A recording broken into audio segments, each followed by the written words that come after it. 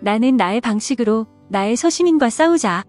싸움이 끝나는 날 나는 죽고 나는 다시 탄생할 것이다. 나는 지금 영등포로 간다. 그렇다. 나의 묘지가 이곳이라면 나의 고향도 이곳이 될 것이다.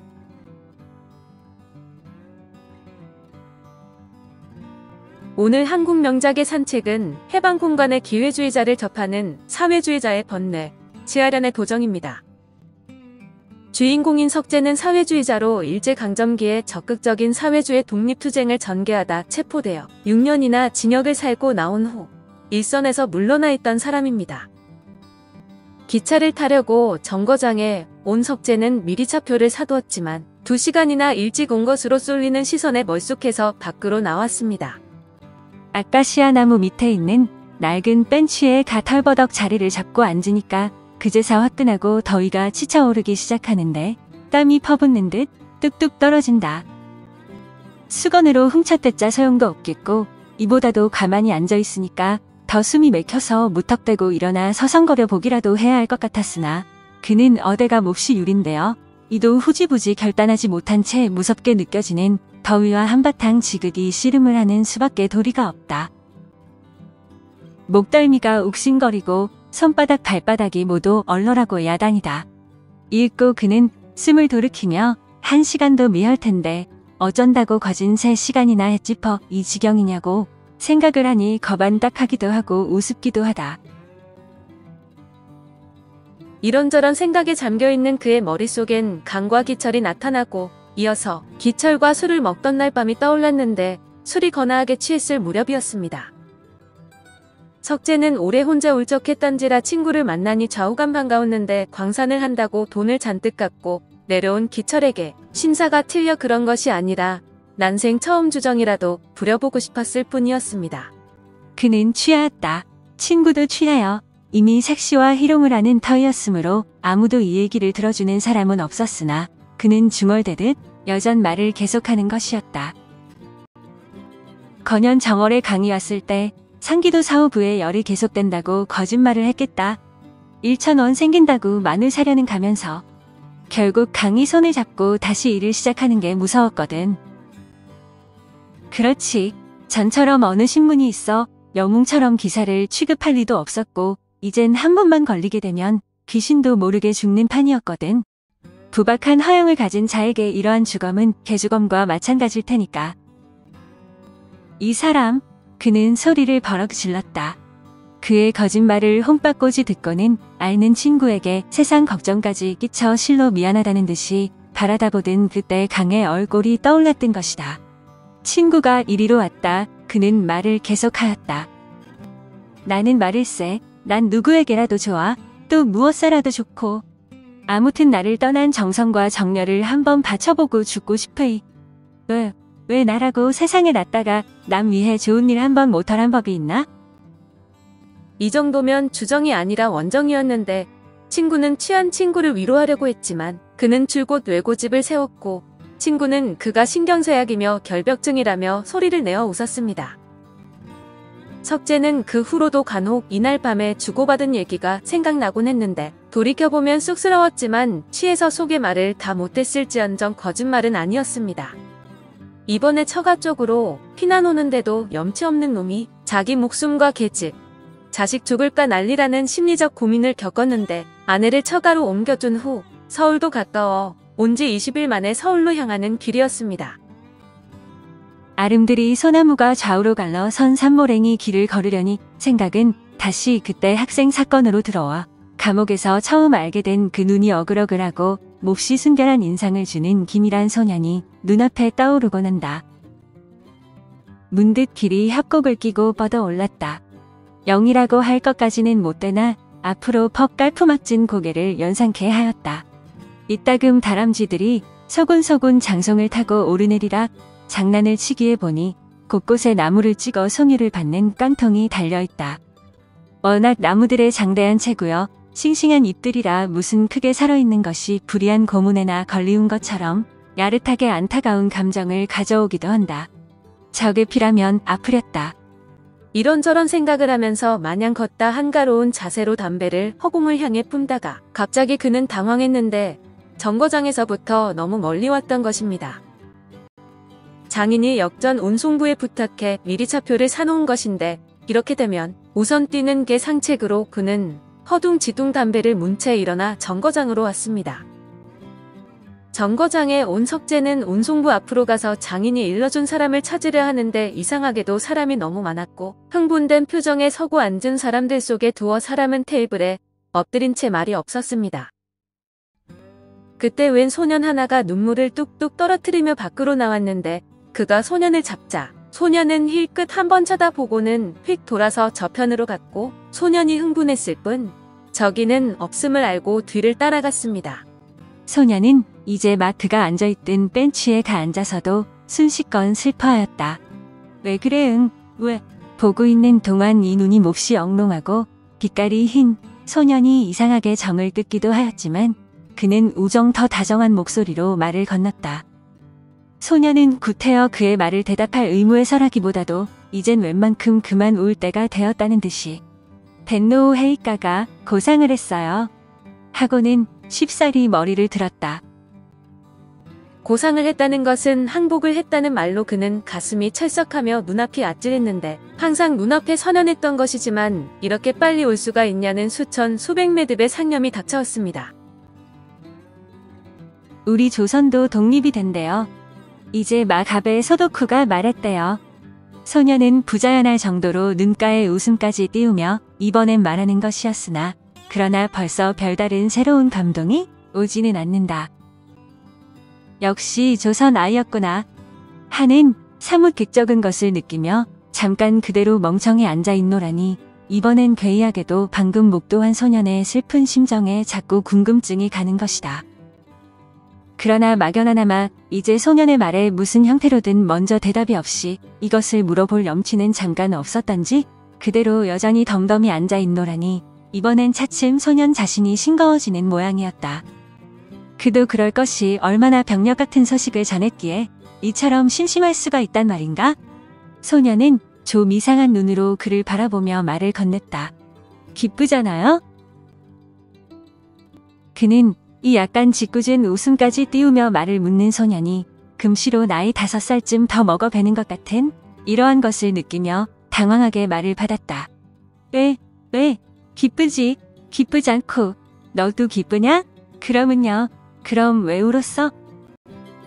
그의 물음에 소년은 멋쩍은 듯 머리를 숙이며 덴노 헤이카가 불쌍해 울었다는데 덴노 헤이카는 우리나라를 빼앗고 40년 동안 괴롭혔는데 뭐가 불쌍하냐는 그의 말에 소년은 목소리가 가여웠다고 합니다. 그는 무어라 얼른 대답할 말이 생각나지 않았다. 설사 소년의 보드라운 가슴이 지나치게 인도적이라고 해서 이상 더 미운 자를 미워하라고 어른의 진리를 역설할 수는 없었다. 그는 내가 약한 탓일까 반성해보는 것이었으나 역시 복수란 어른의 것인 듯 싶었다. 착한 소년은 그 스스로가 너무 순수하기 때문에 미처 미운 것을 가리지 못한다 느껴졌다. 넌 덴노우 헤이카보다도 더 훌륭하다.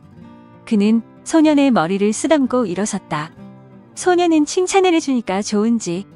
그렇지만 우리 회사에 사이상하고 긴상하고 기무라상, 가와지마상 이런 사람들은 주먹을 쥐고 오야야 하면서 막 내놓고 좋아했어요. 하고 따라 일어서며 야 긴상 저기 있다 하고는 이내 정거장 쪽으로 달아났다. 그 사람들은 너보다 더 훌륭하고 정거장의 사람들은 너무 긴장한 얼굴이라기보다는 기막히게 어처구니 없는 얼굴들인데 이제부터 모두가 자유라 기뻐하라는 외침에도 이상하게 잠잠할 뿐이었습니다. 시간이 되어 차표를 팔고 석재가 운송부에서 표를 찾아오고 할 때에도 사람들은 별반 말이 없었는데 마치 바보 같았습니다. 차가 서울 가까이에 오자 바깥 공기만이 아니라 기차 속 공기부터 달라지기 시작했고 역에 내렸을 때는 춤추는 거리의 모습으로 사람들이 모여 수군거렸고 한패의 군중이 만세를 외쳤습니다. 석재도 가슴이 두근거리고 마음이 솟구쳐 덩달아 만세를 부를 뻔했는데 열차에서 본 일본 전제민의 참담한 모양을 눈앞에 그리면서 그때야 비로소 일본이 졌다는 것을 깨닫았습니다. 석재가 청년의 집에 당도하기는 밤이 꽤 늦어서였는데 청년은 그의 가냘픈 손을 두 손으로 움켜 몇 번 흔들다 끝내 말을 이루지 못하고 그대로 어린애처럼 느껴 울었습니다. 그는 당황하면서도 자기도 눈시울이 뜨끈함을 느꼈으나 다음 순간 그것은 그의 눈물이 아니어 청년이 경험하는 바 커다란 감동에서 오는 청년의 눈물인 것을 알았습니다. 이날 밤 그는 잠을 이루지 못하였다. 무엇인지 초조하여 견딜 수가 없었다. 반드시 울어야만 하는 것은 물론 아니었다. 그러나 아무튼 무슨 감동이든 한 번 감동이 와야만 할 판이었다. 어찌하여 나에겐 이것이 오지 않을까? 언제까지나 오지 않을 것인가? 온다면 언제 무슨 형태로 올 것인가? 이튿날 그는 김을 따라 마을 청년들의 외침에 섞여보고 태극기를 단 자동차들이 왕래하는 서울거리로 만세를 부르며 군중을 따라 보기도 했는데 돌아올 땐 또 하나의 병력 같은 소식에 아연했습니다. 공산당이 생겼다는 소문으로 최고 간부의 한 사람이 기철이라 했는데 그는 내부의 문제, 외부적인 문제가 일시에 엉켜서 헤어날 길이 없었고 석재가 자리를 개려고 할 때 청년이 들어왔습니다. 서울 안 나가시렵니까? 청년이 그의 상태를 알 리가 없었다. 그저 예나 지금이나 침착한 동지로만 믿는 모양인지 앞으로의 계획 같은 것을 부단히 의론하였다. 이럴 때마다 그는 그래야지 혼란한 시기라고 해서 수수방관하는 기회주의는 금물이니까 허다가 힘이 모자라 잘못을 범할 때 범하더라도 위선 일을 해야지. 이렇게 말은 하면서도 하루 집에 있어 쉬려 하고 누워버렸다. 청년이 서울로 떠난 후 혼자 누워있으니 또 잠이 오기 시작했는데 이렇게 잠이 오는 것은 새로 생긴 병으로 무엇을 생각할수록 점점 혼란의 갈피를 못 잡으면 머리가 몽롱해지고 졸음이 오기 시작했습니다. 바보가 되려나 보다. 그는 걷어차고 밖으로 나왔다. 거기는 옆으로 한강을 낀 펑퍼짐한 마을이었다. 섬같이 생긴 나지막식한 산들이 여기저기 놓여있다. 그는 모르는 결에 나무가 많고 강물이 가까운 곳으로 가 자리를 잡았다. 멀리 안개석으로 서울이 신기루와 같이 얼른거리고 철교가 보이고 외인묘지에 푸른 나무들이 모이고 그리고 한강물이 지척에서 흘러가는 곳이었다. 잠깐 시선이 어디가 머물어야 할지 눈앞이 아리송송한 게 골치가 지끈지끈 아프다. 눈을 감았다. 순간 머릿속에 도깨비처럼 붉은 솟는 괴물이 있다. 공산당이었다. 그는 눈을 번쩍 떴다. 다음 순간 이 괴물은 하늘에, 땅에, 강물에 그대로 맴을 도는가 하니 원간 찰거머리처럼 뇌리에 엉겨붙어 돛이 떨어지질 않는 것이었다. 생각하면 긴 동안을 그는 이 괴물로 하여 괴로웠고 노여웠는지도 모른다. 괴물은 무서운 것이었다. 때로 억척같고 잔인하여 어느 곳에 따뜻한 피가 흘러 숨을 쉬고 사는 것인지 알 수가 없었다. 그러나 귀 막고 눈 감고 그대로 절망하면 그뿐이라고 결심할 때에도 결코 이 괴물로부터 해방될 수는 없었다. 괴물은 칠같이 어두운 밤에서도 환히 밝은 단 하나에 오른 것을 지니고 있다 그는 믿었다. 문득 기철이 눈앞에 나타났는데 장대한 체구의 패기만만한 얼굴로 돈이 제일일 땐 돈을 모으려 정열을 쏟고 권력이 제일일 땐 권력을 잡으려 수단을 가리지 않을 사람이었습니다. 어느 사회에 던져 두어도 이런 사람은 불행할 리는 없었지만 이런 사람은 영예로워지면 질수록 흉악해지는 법이었습니다.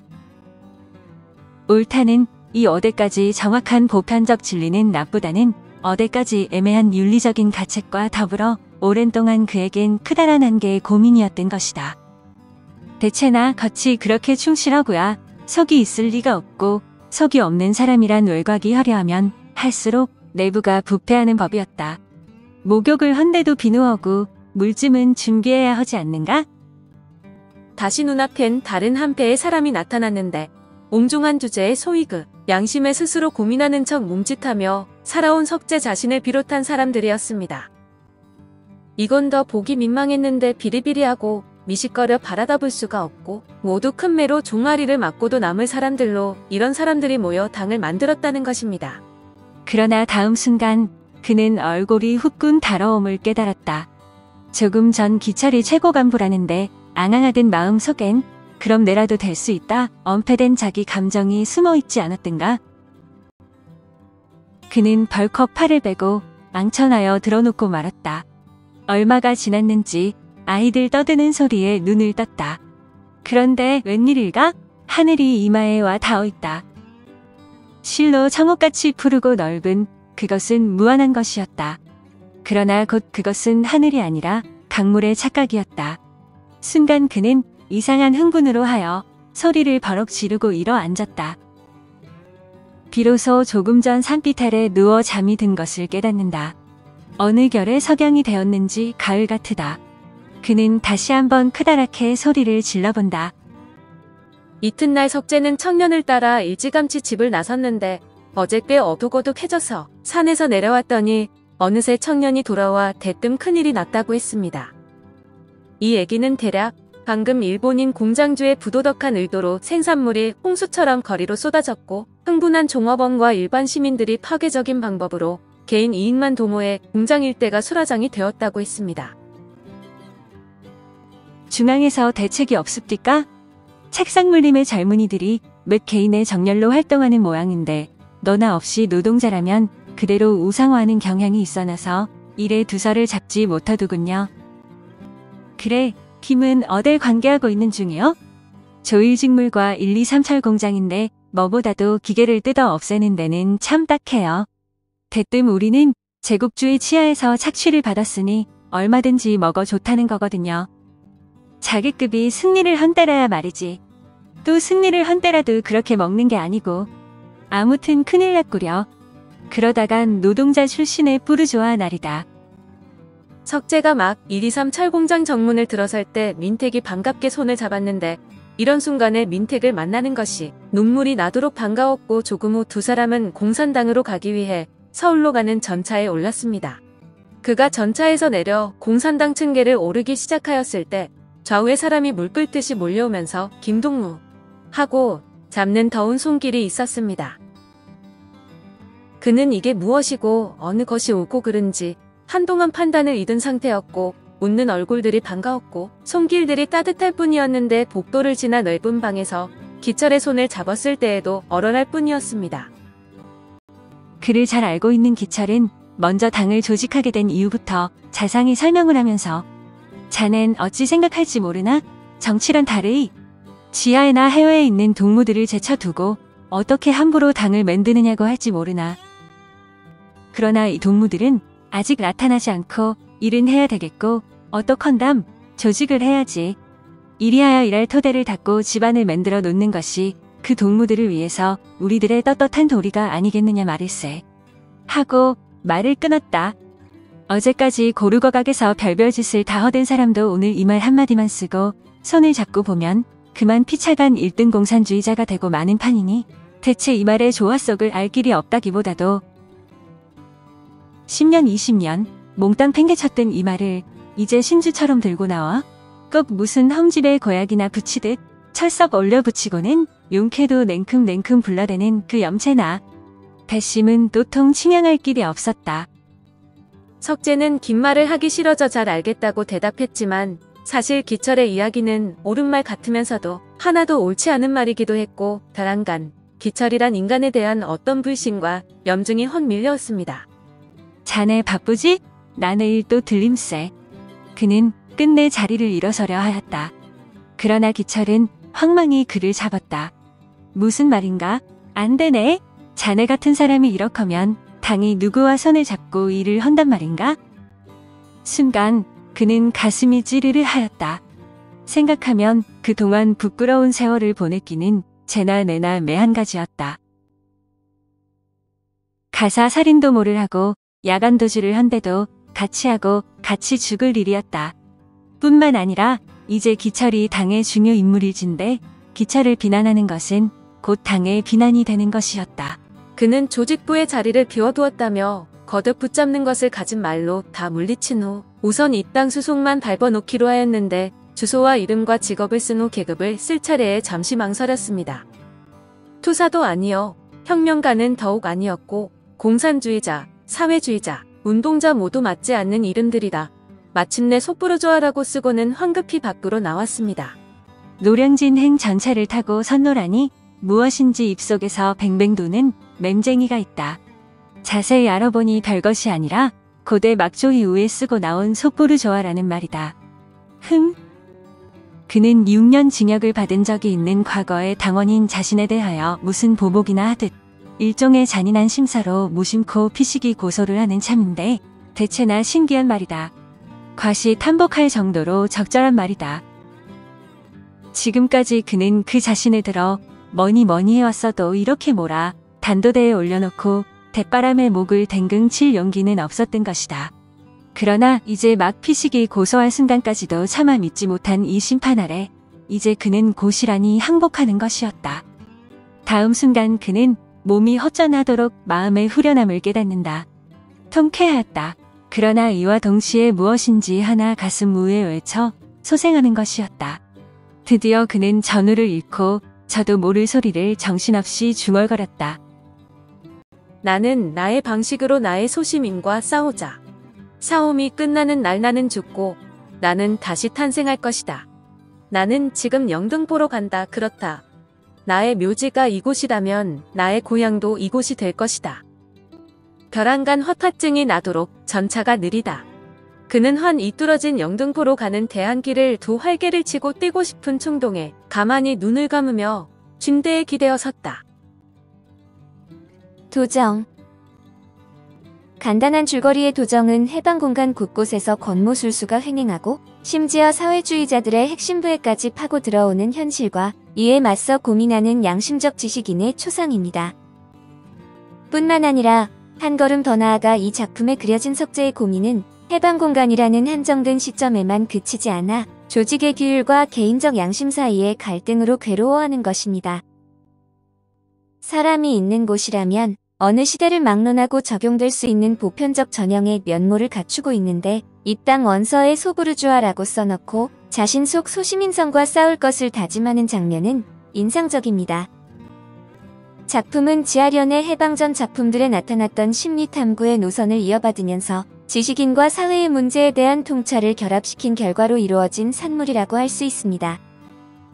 도정은 일제의 혹독한 억압에 한때 굴복했던 식민지 인텔리의 비판적 자화상으로 주인공의 반성은 그녀와 남편 임화의 당시 심경을 아프게 그려내고 있다고 할 수 있습니다. 1945년 해방이 되자마자 발표됐고 조선문학가동맹 제1회 조선문학상을 수상했는데 갑자기 찾아온 해방 후의 혼란스러운 풍경을 지식인의 관점에서 묘사한 작품입니다.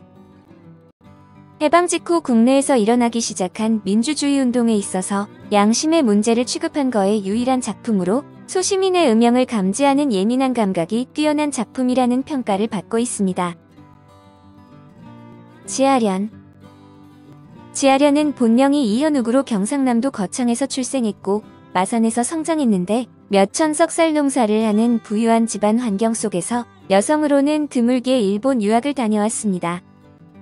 1936년 카프 출신 문학이론가 임화와 결혼했는데 첫 부인 이규례와 이혼한 상태였던 임화가 마산에서 요양 중일 때 만났다고 합니다. 당시 임화는 사회주의 계열 예술동맹의 총수이며 날리는 주연 배우였는데 프로로 전향하기 전에 필명을 임다다라고 할 정도로 다다이즘으로 출발한 세련된 댄디보이였습니다. 임화는 조선의 모든 문예 이론가들을 거꾸러뜨린 논객이기도 했는데 당대의 거함 김팔봉, 김기진, 박영희까지를 거꾸러뜨리고 헤게모니를 장악한 동맹의 서기장이었습니다. 지하련은 거창에서 부잣집 딸이었던 관계로 동경소아여고 동경경제전문학교에 유학했는데 1940년 문학평론가 백철의 추천으로 결별을 발표하며 문단에 등장하면서 필명을 지하련이라고 했습니다. 결별을 비롯해 채양초, 가을, 산길, 도정, 광나루, 종매, 양 등 8편의 단편 소설을 남겼고 광복 후 임화와 함께 조선문학가동맹에서 활동했습니다. 조선문학가동맹 기관지인 문학의 제1회 조선문학상을 수상했는데 해방 이후 이기영, 한설야, 박세영, 이태준 등이 차례로 북으로 갔고 임화는 1947년 10월에 월북을 하게 됩니다. 그해 8월부터 좌파 검거령이 내려지는 등 미군정과 우파의 압박이 강화되면서 더 이상 남한에서의 합법 활동이 불가하다고 판단했던 것입니다. 임화는 평양으로 가지 않고 해주에서 조소문화협회 부위원장으로 재직하면서 해주 제1인 쇠소에서 인민조선, 노력자 같은 선전물을 찍어 남으로 보내는 일을 맡았습니다.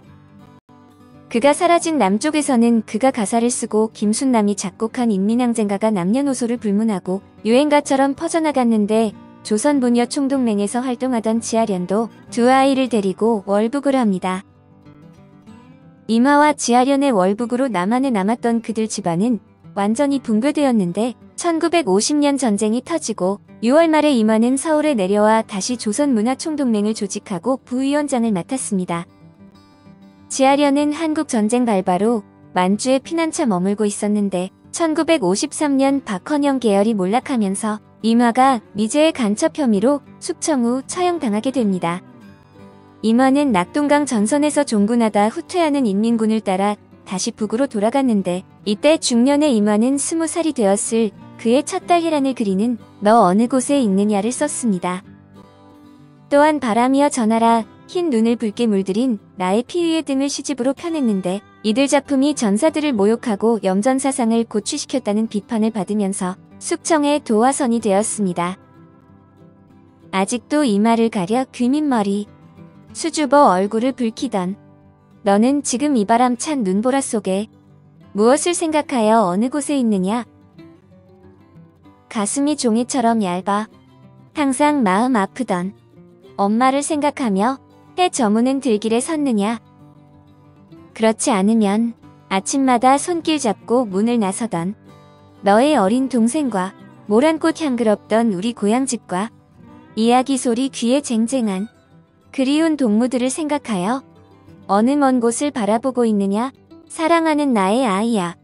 너 어느 곳에 있느냐 중에서 1952년 조선노동당 중앙위 전원회의는 박헌영과 남로당 출신들의 대대적 숙청을 공식화하는 자리로 김일성은 당내 종파주의의 위협을 공격하고 특히 심한 단체로 조선문학예술총동맹을 지목했습니다. 그가 지목한 인물은 이마, 이태준, 김남천, 이원조 등 남한 출신의 문인들이었으며 돌연 이승엽, 박헌영 등의 종파행위가 위험 수위에 도달했다고 공격했습니다. 1953년 3월 5일 스탈린이 사망하자마자 박헌영 이하 남로당 간부들과 문인들은 내무성 건물 지하 감옥에 투옥되었는데 이마는 수사 도중 감방에서 안경을 깨어 손목을 그어 자살을 시도했었다고 합니다. 8월에 조선민주주의인민공화국 최고재판소 군사재판부는 북한 정권 전복 음모와 간첩행위 등의 혐의로 이마를 기소하고 처형했는데 그의 시신은 묻어주는 사람 하나 없이 방치되었다고 알려졌습니다. 전쟁 중 만주에 있던 지아련이 소문을 듣고 평양에 달려왔을 때에는 이마가 이미 처형된 뒤였는데 거의 실성에 치맛끈도 제대로 매지 못한 채 사람들을 찾아다니며 수소문을 했다고 합니다.